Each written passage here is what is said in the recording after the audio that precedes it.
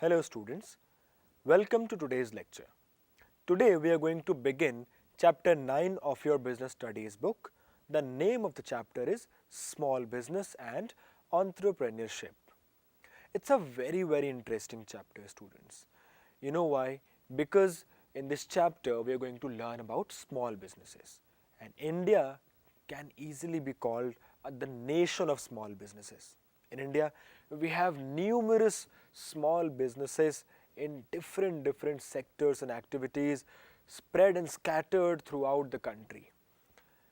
A huge number of people are engaged directly or indirectly in these small businesses. We all see so many small business setups, be it in the form of shops or small factories or other ventures all around us. So in India, it is not small. Although we call it small business, it is a big business in India. So that's what we're going to understand. Why we call them small business, what is the criteria, how important these businesses are for a country, especially for a country like ours. Then in the second part of the chapter, we will learn about a very interesting and a very popular term of today, which is entrepreneurship. So let us begin this interesting chapter and try and understand what small businesses are. You know, as I've said, small businesses occupy a very strong dominant position in Indian industries because they have a huge number of people engaged in them. In India, we sometimes call them with different names. We can call them small scale industries. We can even call them village and small scale industries. They are further subdivided into several subgroups as well, such as handlooms, handicrafts, coir, sericulture, khadi and village industries, small scale and power looms. So there are different subcategorizations. Most of these industries in India, which fall under the small criteria, they are traditional, which means they do not use too much of technology. They are still dependent upon manual labor. Some of them are modern, which means they do use modern technologies. Now, if we want to understand what small business actually means or what kind of business can actually be called small business, we have to have certain yardstick, certain measure or certain criteria on the basis of which we can segregate small and large or even medium businesses. There can be several of such criteria, such as total investment or investment in assets or number of people involved. There can be several criteria. On the basis of the criteria of investment in plant and machinery, businesses in India can be categorized into small, medium and large.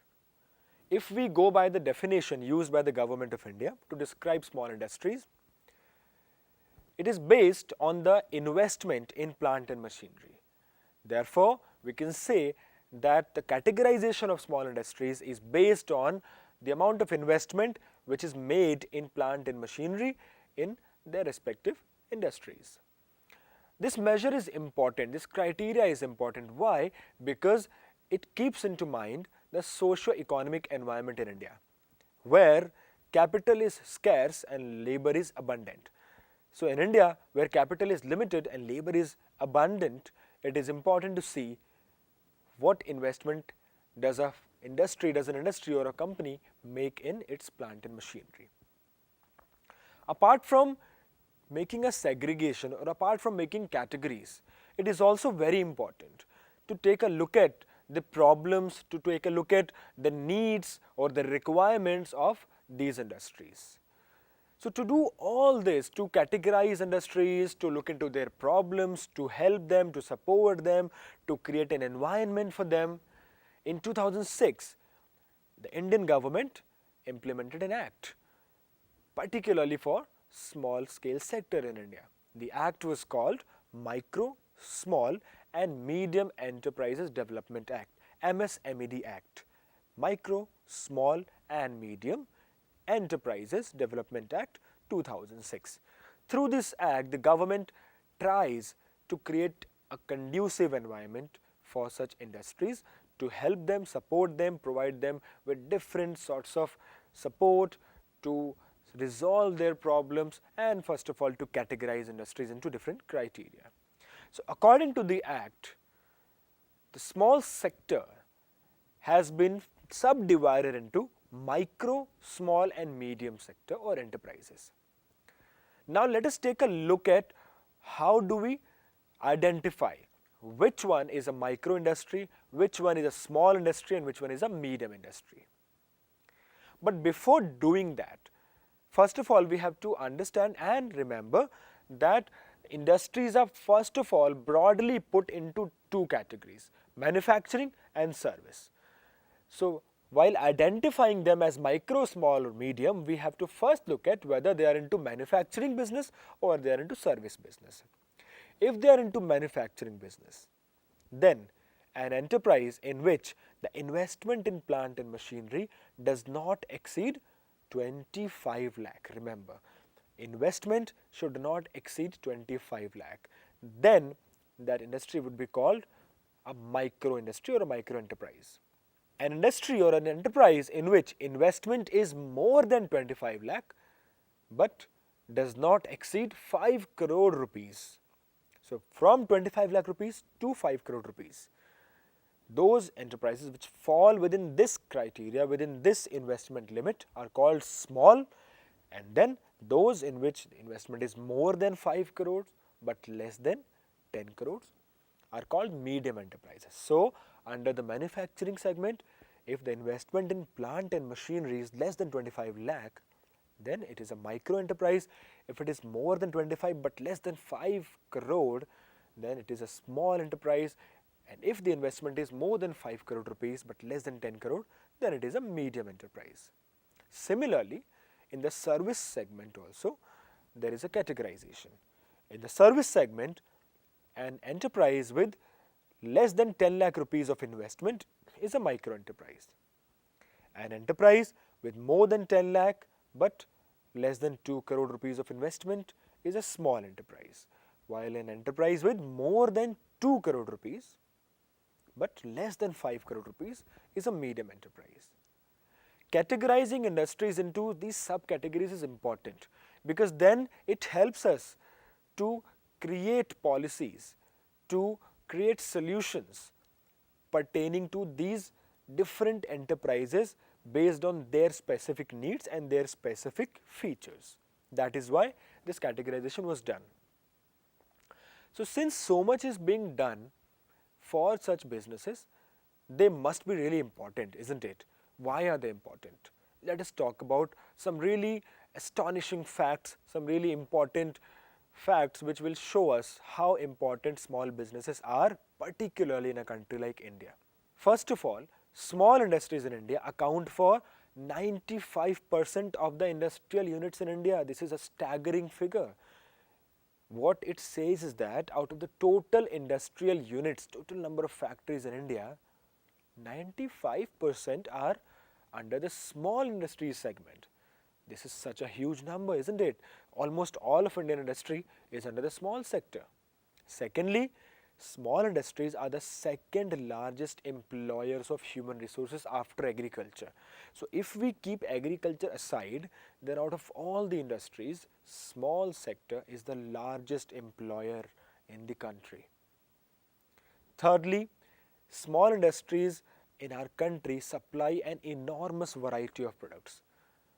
From mass consumption goods to ready-made garments, to stationery, to soaps, detergents, utensils, leather, plastic, rubber goods, the list goes on. They supply an enormous number and variety of goods in the country. Next, they also enjoy the advantage of low cost of production, since they are basically using labor-intensive technique. So the cost of production in such industries is low, because of which they provide a platform for many people to earn a livelihood by setting up such industries. Next is a very important point. Small industries in India really help and contribute to the balanced development of the country. You know why? Because big industries, the large setups, they only get established in the big cities or towns because they require such sort of land and other requirements. they usually do not go deeper into the remote areas of the country or to the villages of the country. While small industries can be set up easily at any location. As a result, they are widespread. They are available even in small villages or small towns. As a result, they are providing employment, they are providing production, they are helping in the GDP, or they are helping in the income of that particular area or the particular region or the people of that region, due to which those areas or those regions which would otherwise be deprived of industrial development do get a chance to develop industrially, which helps them to come somewhat closer to the development which is taking place in the other cities or other big states of the country. In this way, these industries help in a balanced development of the country. Also, we have to remember the small industries provide an ample opportunity for entrepreneurship, which means being a low-cost business, being something that can be set up anywhere, it provides an opportunity to people to set up their own businesses, to set up their own enterprises and utilize their skills and talents. It helps people become entrepreneurs, helps them become businessmen, businesswomen. So this is how small industries help the entire Indian economy, and not just the economy but even each and every individual who is somehow related to this particular sector. But while on one hand, this industry is so important, at the same time, this industry has its fair share of problems. It has a lot of problems which really need to be addressed, because it is a very important industry, and if the problems that this industry is facing are not taken care of, then this will be problematic to this huge number of people who are working in this particular sector. Let us try and understand some of the problems that this industry is facing right now. The first and the foremost problem that these people face is the problem of finance. Even though the investment needed in these industries is small comparatively, yet there is an investment required. Even if an industrialist sets up a small industry initially by arranging investment and finance somehow, later on in the later stages of production, when funds are required, they find it really difficult to arrange funds. Due to lack of assets, due to lack of other documentation, these people, these industries are usually not entertained by agencies such as commercial banks for giving loans, which really leaves them in trouble when it comes to arranging finance. Secondly, raw materials are also a tough task for these industries. Being small industries, these industries have a lower or lesser bargaining power. They cannot bargain that strongly with the suppliers of the raw materials, due to which they sometimes face the problem of arranging good quantity and quality of raw materials. Third, and a very important and common problem, is the lack of managerial skills. Since these industries are set up by local people, they may not have a formal knowledge or training of how to manage a business. This really creates a hindrance in the growth of such industries. Lack of managerial skills prevents them from making innovations, from handling situations, taking care of problems that their units are facing, which in the long run becomes problematic for the growth of such industries. Similarly, lack of funds, lack of knowledge, etc. creates a problem of marketing as well. How many of us know of a company, know of an industrial unit which is operating at a small level and serving us with several goods? We hardly would know the name of such a small industry, even if we are using its product, because these industries do not spend, or they do not have the money to spend on marketing. They cannot conduct in-depth research. So lack of marketing not only creates a problem because it prevents them from reaching to the people, but it also creates a problem for the fact that they cannot conduct research. With the lack of research, they cannot deliver products which are actually demanded by people. The lack of marketing is a big problem for these people. Due to all of this, lack of finance, raw material, and lack of marketing or research, another problem comes up, the problem of quality. Usually it is seen that the quality of products that these enterprises offer is not what we would expect or not what consumers would happily go for. The quality could be better, but they cannot because they do not have those kind of resources. Similarly, lack of technology creates a hindrance for them. And finally, one of the biggest challenges these days for these industries is the global competition. With big companies, MNCs and everything coming up in almost every product segment, it is becoming increasingly difficult for the small businesses to compete with their products against these giants. That is why it is important for the government to provide assistance to these small units and to save the livelihood of so many people in the country. This is why the government has taken and it keeps on taking several measures and steps for assisting, helping and making the development possible for these industries. Now we will talk about some of these steps which have been taken by the government. The first and the most important thing that we should remember is the setting up of NABARD. NABARD, or the National Bank for Agriculture and Rural Development, was set up in 1982.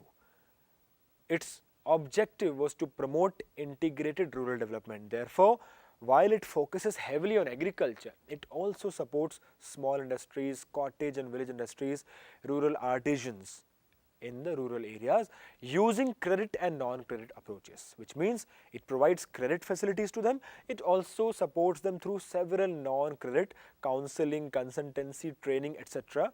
sort of services. So they are a big support system for industries in rural areas. It was set up in the 1982.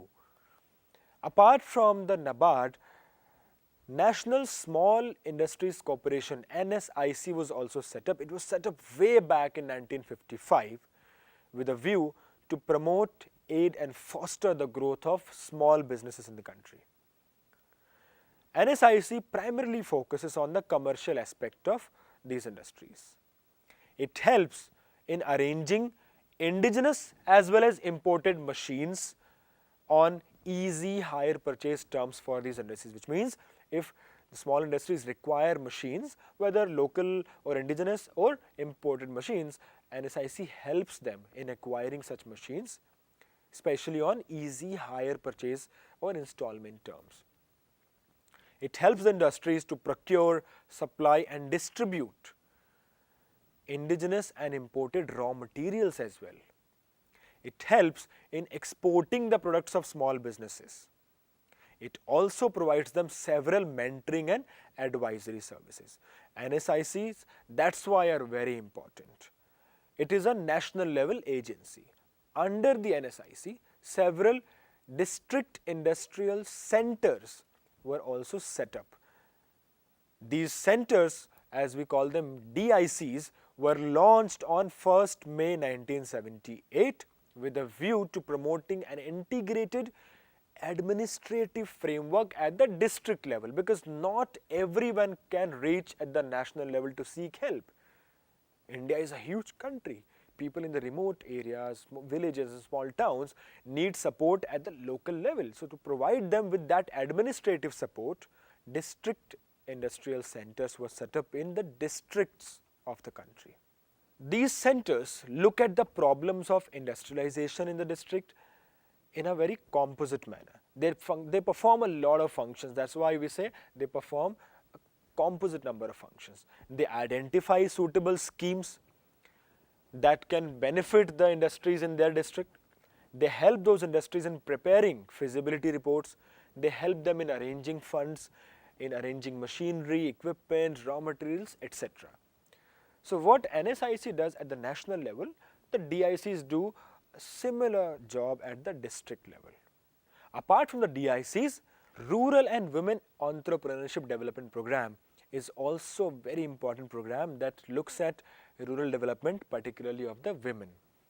It helps women and rural people generally in acquiring skills, in acquiring capacities that would help them to become entrepreneurs and set up their own enterprises. Apart from this, there is another very interesting scheme which is called the Sphurti scheme, or the scheme of fund for regeneration of traditional industries. SFURTI, scheme of fund for regeneration of traditional industries. This scheme was launched to make the traditional industries more productive and competitive and to facilitate their sustainable development. This was set up in 2005. The main objectives of the scheme are as follows. Number one, to develop clusters of traditional industries in various parts of the country, so that in clusters or in groups they can perform strongly. Secondly, to develop innovative and traditional skills, improve technologies, encourage public-private partnerships to develop their market intelligence, etc., so that they can become more competitive. Third, to create a sustained employment opportunity for people in traditional industries. Sphurti scheme has been very popular ever since it was launched among the traditional industries in the country. So students, in today's class, we saw how small scale industries are categorized in a country. Their entire concept is really interesting. That's why their categorization, their functioning, their importance, everything makes a lot of sense for people in India. And as students of business studies, you should also understand how important they are in the business field in the country. They provide employment, they provide products, they provide sustenance to a lot of people in the country.